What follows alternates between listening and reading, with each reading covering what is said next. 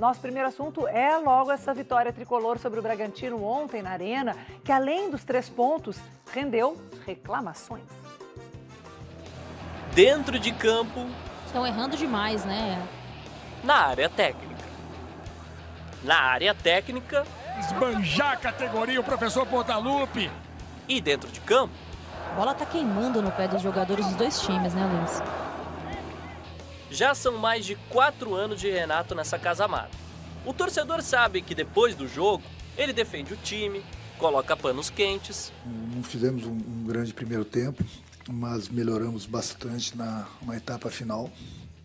Tomamos as rédeas da partida praticamente. Mas ali, na área técnica, além de domínios qualificados... Renatão tá se irritando. A temperatura sobe muito. Essa bronca foi pro Rodrigues. Foi um primeiro tempo inteiro, mais parte do segundo, para deixar Renato injuriado. E uma sequência de erros que não passou batido. Depois que o Robinho desperdiçou mais um cruzamento, Renato mandou o Isaac se aquecer. Substituição que aconteceu na volta do intervalo. Uma troca que o Renato quis fazer depois de um erro de passe do Robinho ali no primeiro tempo. Quando os erros se repetem dentro de campo e a insatisfação cresce na área técnica, era esperado que Renato faria mudanças no time. Mas contra o Bragantino, a decisão não partiu só dele. Também veio de dentro do campo.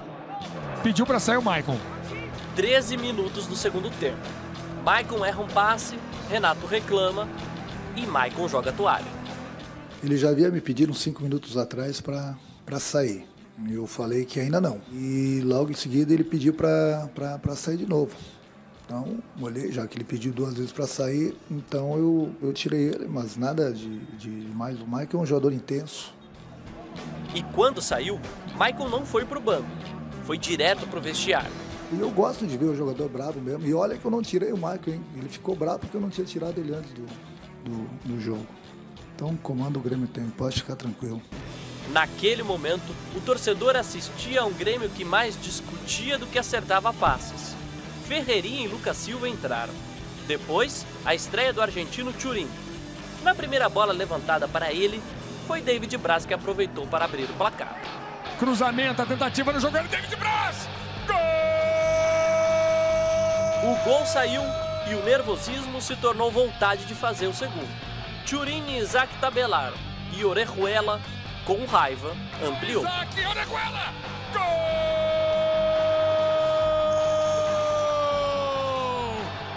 É do Grêmio! Não demorou muito para o Bragantino diminuir, com o Hurtado.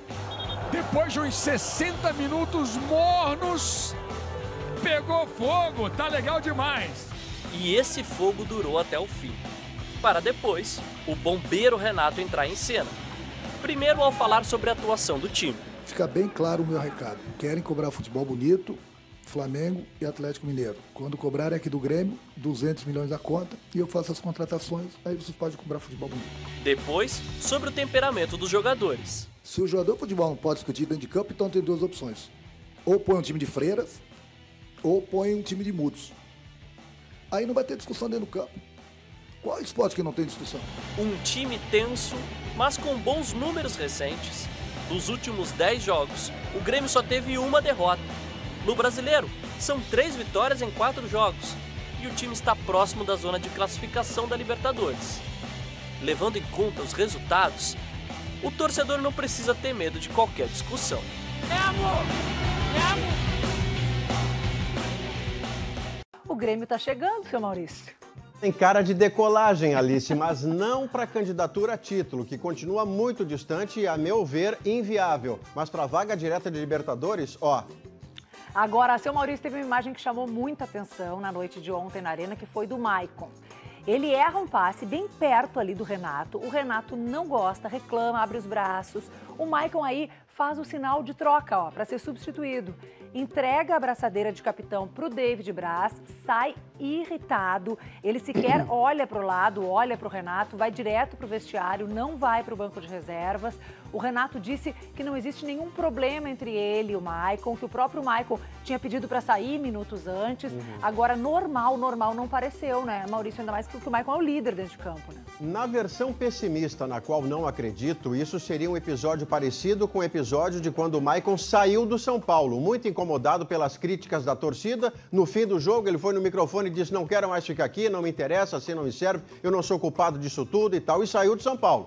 Mas eu não acredito na versão pessimista. Eu acredito que hoje, 2h30 da tarde, ele vai dizer que se acertou com o Renato, que ele estava de cabeça quente, que ele estava vendo que não estava jogando bem nem ele, nem o time, e tudo vai ficar contornado. Eu não sei se resolvido, Alice, nesse momento, mas contornado, sim. É isso, como o Maurício disse, o Maicon vai dar uma entrevista, portanto, hoje, no início da tarde. Depois desse episódio, o Renato tirou o Diego Souza e colocou o argentino Diego Turin. Entrou com o pé direito, como a gente mostrou. 20 segundos depois, o Grêmio fez o primeiro gol, Maurício.